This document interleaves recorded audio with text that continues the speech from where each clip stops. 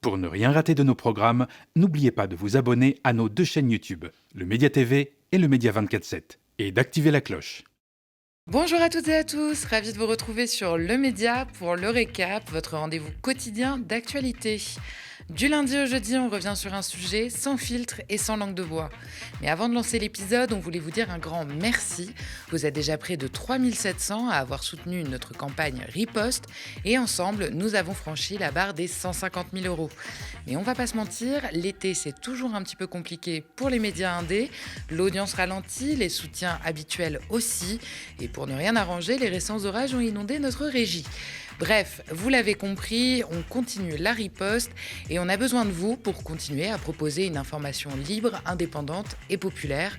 Alors pour nous soutenir, rendez-vous sur campagne.lemediatv.fr et surtout n'oubliez pas, les dons sont défiscalisables. 100 euros donnés ne vous coûteront en fait que 34 après impôt. Et maintenant, place à l'épisode 74 du récap, c'est parti.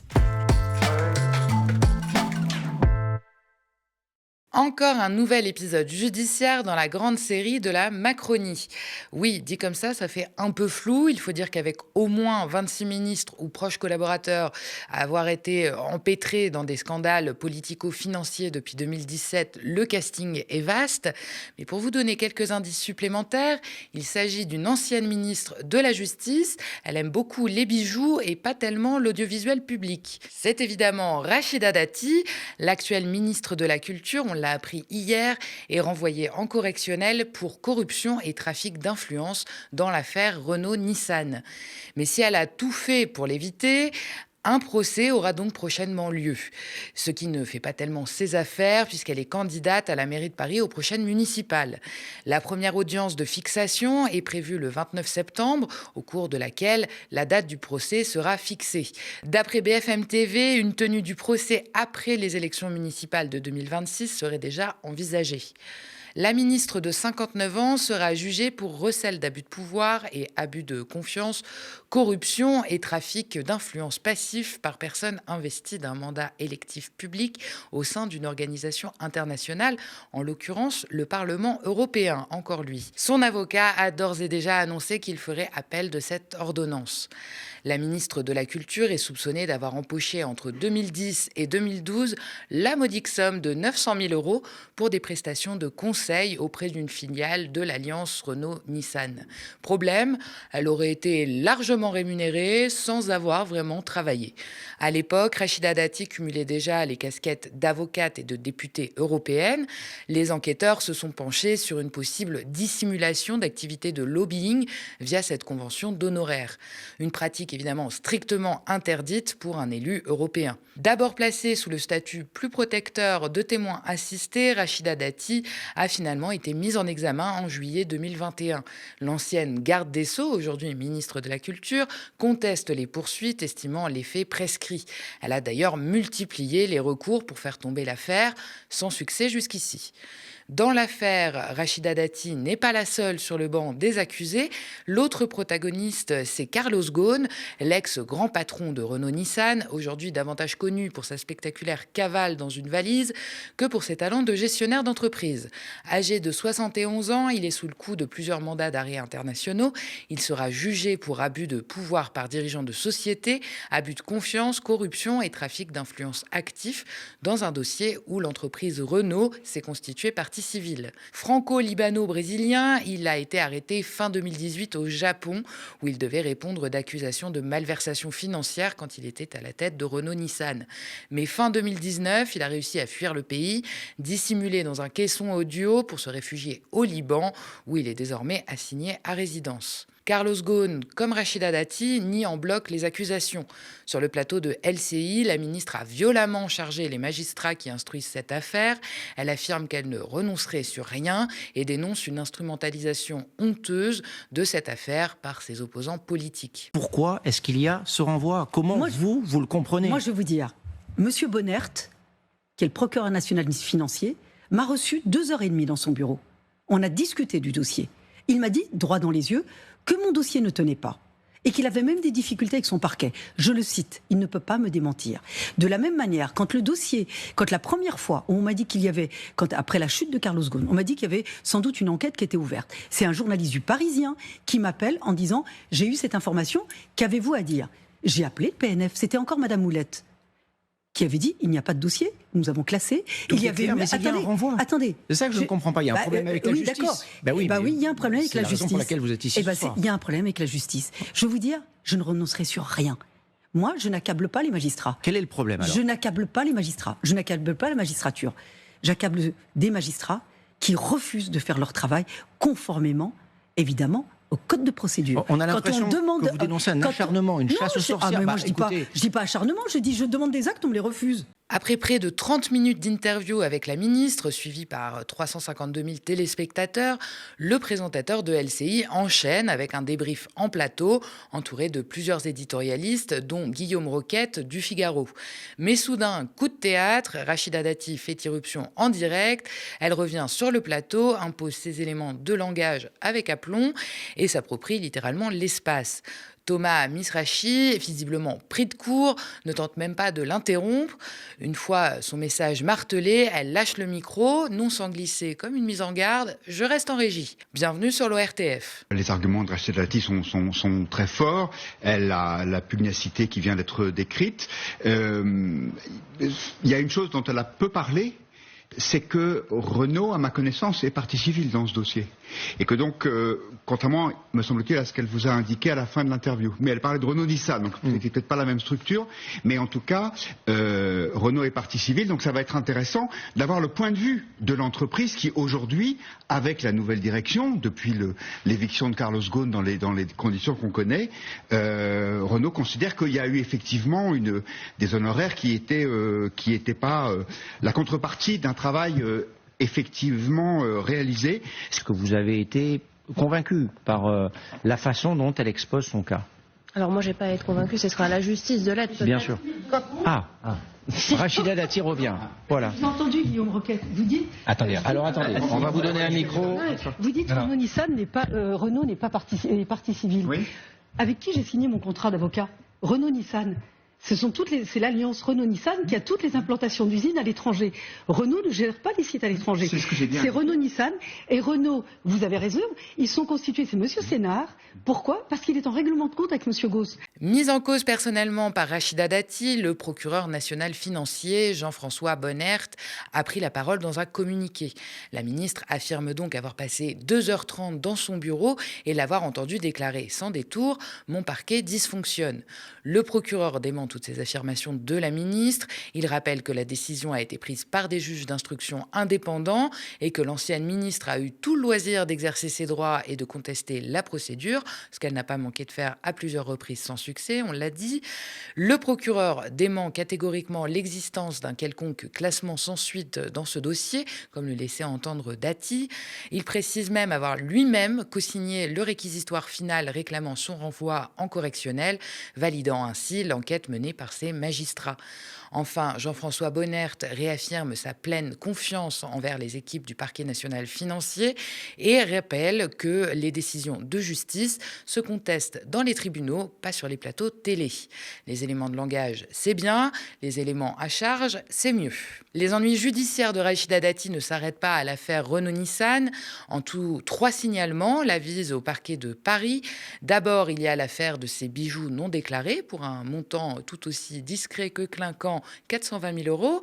Rachida Dati est accusée d'avoir oublié de déclarer cette collection de bijoux. D'après Libération, ces pièces de luxe ne figurent pas dans sa déclaration de patrimoine à la Haute Autorité pour la transparence de la vie publique, alors que tout bien de plus de 10 000 € doit y apparaître. Une règle que la ministre ne peut ignorer. Sa déclaration est déjà bien garnie, fait état d'un patrimoine de 5,6 millions d'euros entre biens immobiliers, comptes en banque et placements divers. Et puis il y a aussi l'affaire GDF Suez, dans laquelle elle aurait aurait perçu, en toute discrétion encore, près de 300 000 € pour défendre les intérêts du groupe au Parlement européen.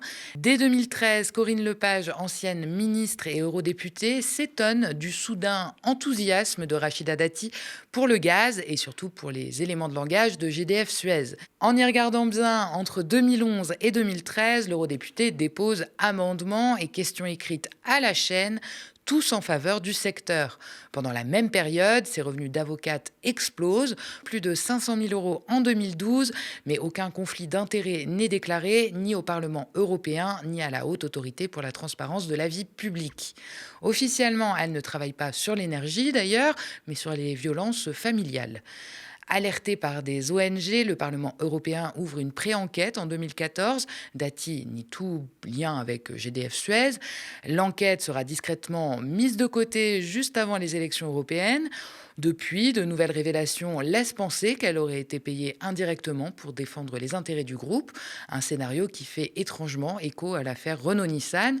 À ce rythme-là, ce n'est plus un agenda politique, c'est un carnet de commandes. Sur le front politique, justement, Rachida Dati vient de subir un revers cinglant. Son projet de holding regroupant France Télévisions, Radio France et l'INA a été rejeté dès son entrée à l'Assemblée. Un véritable camouflet pour une ministre qui misait gros sur cette réforme de l'audiovisuel public, censée lui offrir une victoire stratégique avant les municipales de 2026, où elle ambitionne donc de reprendre Paris à la gauche. Ces dernières semaines, Dati n'a pas ménagé ses attaques contre les médias publics, discours musclés, provocations calculées et clins d'œil insistant au Rassemblement national, fervent partisan de la privatisation du secteur. Un virage politique parfaitement relayé par les médias du groupe Bolloré, évidemment. Face à ce qu'ils considèrent comme un démantèlement à peine déguisé, les salariés de l'audiovisuel public sont inquiets. Ils redoutent un retour en force du politique dans les rédactions, une privatisation déguisée et un possible contrôle de l'information sous couvert de réforme. Un parfum d'ORTF version 2025 donc. Et quand on voit la réaction de leur ministre de tutelle, visiblement peu à l'aise dès qu'un journaliste ose poser une question sur ses activités, on comprend mieux l'inquiétude des rédactions. On regarde cette passe d'armes lunaire entre Patrick Cohen et la ministre sur le plateau de France 5. Ouais. Donc moi, contrairement à vous, j'ai donné des réponses. Mais moi, M. Cohen, sur le harcèlement, j'ai pas de réponse vous concernant. J'ai vu Martin Schulz aussi, le président du Parlement européen, disant que vous lui aviez menti les yeux dans les yeux. Non, parce que la question n'a pas été posée. Ils ont rajouté des choses qui étaient fausses, les journalistes. Voilà. Donc c'est pour ça que je vous demande, parce que moi j'aurais beaucoup de peine pour vos collaborateurs qui ont été harcelés. Bon. Moi j'en ai fait une politique pénale, la lutte contre le harcèlement, M. Cohen. Donc voilà, vous pourriez aussi tomber sous le coup de ce délit. Il suffirait que je fasse un article 40 pour dénoncer suite à ce papier de Mediapart. Je peux saisir le tribunal. Je vous y invite, en l'occurrence. Je peux le faire. Personne n'a été saisi, ni par la justice, que vous en savez ni en interne au sein de Radio France. Quoi qu'il en soit, la ministre de la Culture peut compter sur le soutien des autres membres du gouvernement. Gérald Darmanin l'a d'ailleurs affirmé dès hier sur le plateau de TF1. Encore un mot, on l'a appris dans la journée, la ministre de la Culture, Rachida Dati, sera jugée devant le tribunal correctionnel, notamment pour corruption et trafic d'influence passif. Que vous inspire cette décision ? Est-ce que Mme Dati peut rester au gouvernement ? Moi, je ne peux pas commenter une procédure judiciaire, mais il est évident que Rachida Dati, qui est une grande femme politique, dont je souhaite ardemment qu'elle soit maire de Paris, d'abord est présumée innocente, et ne jetons pas trop rapidement l'opprobre sur les personnes. Éric Dupond-Moretti, qui était mon prédécesseur, pendant des mois, les oppositions ont demandé sa démission parce qu'il y avait un procès en cours contre lui, et à la fin, il a été innocenté.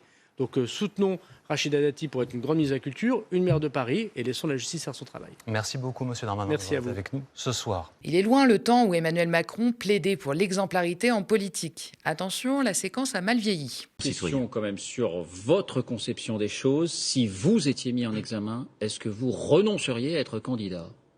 Oui, de la même façon que dans le principe, un ministre doit quitter le gouvernement lorsqu'il est mis en examen. Vous savez, devenir président de la République, c'est être le garant des institutions dans notre Constitution. Ça veut dire être celui, au-delà de l'action qu'il a à mener, de ce qu'il a à dire, qui garantit la dignité de notre vie publique et le bon fonctionnement de nos institutions. Pensez-vous que c'est possible lorsqu'on a soi-même des démêlés qui préexistaient ? Je ne crois pas. En 2025, la donne a bien changé. Comme à son habitude, Emmanuel Macron refuse catégoriquement d'écarter un membre du gouvernement non condamné. Renvoi n'est pas condamnation, martèle-t-on dans son entourage. La ministre, elle, reste donc en poste. Du côté de l'opposition, ce n'est pas la même chanson. Les appels à sa démission se multiplient, notamment chez ses adversaires parisiens. Emmanuel Grégoire, bras droit d'Anne Hidalgo et candidat déclaré à la mairie de Paris, appelle à son départ dans une tribune relayée sur X avec un slogan qui claque « Paris mérite un maire, pas un prévenu ». Même tonalité du côté de Pierre-Yves Bournazel, député écologiste parisien, qui évoque sa candidature comme une affaire de conscience et d'éthique personnelle, en clair, pas très compatible avec une mise en examen. À l'Assemblée aussi, la gauche mène la charge. Arthur Delaporte du PS, Benjamin Lucas ou Sophie Taillé-Polian, deux générations, réclament à l'unisson son départ du gouvernement au nom de l'exemplarité. Pour François Ruffin, invité sur France Inter, être ministre implique une responsabilité particulière. Et selon lui, la décence commanderait que Rachida Dati se mette en retrait au moins le temps du procès. On l'écoute. D'abord, question sur la ministre de la Culture, Rachida Dati, renvoyée en correctionnel pour corruption et trafic d'influence. Vous l'appelez à démissionner ? Écoutez, jusqu'à Emmanuel Macron, il y avait une tradition dans ce pays qui était que tout ministre mis en examen démissionnait. Et je crois que jusqu'alors, la démocratie s'en portait pas plus mal. Et avec sa République irréprochable, Emmanuel Macron est revenu sur cette tradition. Je pense que elle doit s'appliquer. Et évidemment, il doit se poser des questions. Comme il a eu 26 ministres mis en examen, il doit se poser des questions s'il applique cette règle-là, qui a valu quand même pendant des décennies, comment il va continuer à former des gouvernements. Mais je pense que là, il y a quand même un grand souci de rapport des gens à la politique. Ça participe, quand il y a la mise en cause judiciaire, ça participe à une désagrégation du lien avec les politiques. Mais là, l'argument selon lequel les politiques, justement, sont de plus en plus sous le feu de plaintes, de règles de transparence de plus en plus exigeantes, ça, on peut pas l'entendre, d'après vous ? Dans le cas, là, en l'occurrence, et puis même quand il y a mise en examen, c'est pas juste une plainte, c'est que ça a déjà été observé par un juge d'instruction et qui considère qu'il y a matière à qualification pénale. Donc, je pense que, oui, irréprochable, personne ne l'est. Mais en revanche, se dire que quand on est ministre, on a une responsabilité particulière, on représente une partie du pays et des citoyens, et que à ce titre-là, quand on est mis en cause, quand on est mis en examen, quand on va avoir un passage pour corruption devant le tribunal correctionnel, juste la décence voudrait qu'on se mette en retrait de la vie publique pendant ce temps-là. Malgré les mises en examen, les affaires qui s'accumulent, les soupçons qui s'amoncellent, Rachida Dati poursuit son chemin au gouvernement tout en menant campagne pour la mairie de Paris. Cette situation illustre cruellement la dérive de notre vie politique où l'exemplarité, jadis exigence fondamentale, s'efface peu à peu face aux jeux d'appareil et aux stratégies électorales. Il y a encore quelques années, Emmanuel Macron prônait un renouveau, une politique propre, loin des scandales et des compromissions. Aujourd'hui, cette promesse semble bien lointaine. Pour nombre de citoyens, le fait qu'une ministre en poste soit sous le coup d'une mise en examen fragilise grandement la confiance dans nos institutions et ceux qui les incarnent. L'exemplarité ne devrait pas être un luxe ni un choix opportuniste, mais une condition sine qua non pour occuper des fonctions politiques et publiques. Pourtant, les appels à la démission se heurtent à un mur cette fois politique. En Macronie, la présomption d'innocence devient parfois un prétexte à un statu quo qui brouille les repères démocratiques. Cette situation ne nuit pas seulement à l'image du gouvernement, elle fragilise aussi la perception même de la justice et de la démocratie. Quand un membre du gouvernement est jugé pour des faits graves et que la classe politique refuse d'en tirer les conséquences, c'est l'intégrité de toute la République qui est mise à mal. À ce rythme, l'exemplarité ne sera plus qu'un mot creux, une coquille vide qui éloigne un peu plus chaque jour les citoyens de la politique. Le vrai risque, c'est que le doute devienne le ciment d'un système qui ne convainc plus. On poursuit avec le reste de l'actualité. À Gaza, les ONG continuent d'alerter sur la famine qui sévit dans l'enclave après plus d'1 an et demi de génocide. Médecins sans frontières, Amnesty ou encore Oxfam International avertissent mercredi qu'une famine de masse se propage dans la bande de Gaza, assiégée par Israël. Elles appellent à un cessez-le-feu immédiat, à l'ouverture de tous les points de passage terrestre et à la libre circulation de l'aide humanitaire. Juste à l'extérieur de Gaza, dans des entrepôts et même à l'intérieur, des tonnes de nourriture, d'eau potable, de fournitures médicales, de matériel d'hébergement et de carburant restent inutilisés. les organisations humanitaires étant empêchées d'y accéder ou de les livrer, indiquent les organisations humanitaires. L'offensive israélienne à Gaza a coûté la vie à 59 106 personnes, dont 1 millier lors de distribution de nourriture. On termine au Brésil où le procès de l'ancien président Jair Bolsonaro se tient actuellement et ravive quelques tensions entre l'intéressé et les États-Unis. Condamné au port du bracelet électronique et à l'interdiction d'utilisation des réseaux sociaux suite à sa tentative de coup d'État, Bolsonaro s'est affiché à la presse. Des images qui ont fait le tour du web et qui lui font risquer la prison ferme. C'est un symbole d'humiliation ultime dans ce pays. Je suis innocent. Ce qu'ils font à l'ancien président de la République est lâche. Nous allons affronter tout le monde. Ce qui compte pour moi, c'est la loi de Dieu. Donald Trump a appelé à laisser tranquille l'ancien président d'extrême droite, fustigeant, je cite, une chasse aux sorcières. Le président Bolsonaro n'est pas un homme malhonnête, il aime le peuple brésilien. Je pense qu'il s'agit d'une chasse aux sorcières et qu'elle n'a pas lieu d'être. Merci d'avoir regardé cette nouvelle édition du Récap. N'hésitez pas à nous laisser vos impressions en commentaire si vous nous regardez sur YouTube ou via email si vous nous regardez à la télé. Et n'oubliez pas, les milliardaires financent la haine. Le média lance Riposte, une campagne de financement citoyenne pour riposter sur les réseaux sociaux et la TNT francilienne. Alors parlez-en autour de vous et si vous le pouvez, rejoignez la lutte sur campagne.lemediatv.fr. Abonnez-vous aussi à nos 2 chaînes YouTube, le Média TV et le Média 24/7 pour ne rien rater de nos programmes. Très bonne soirée sur le Média.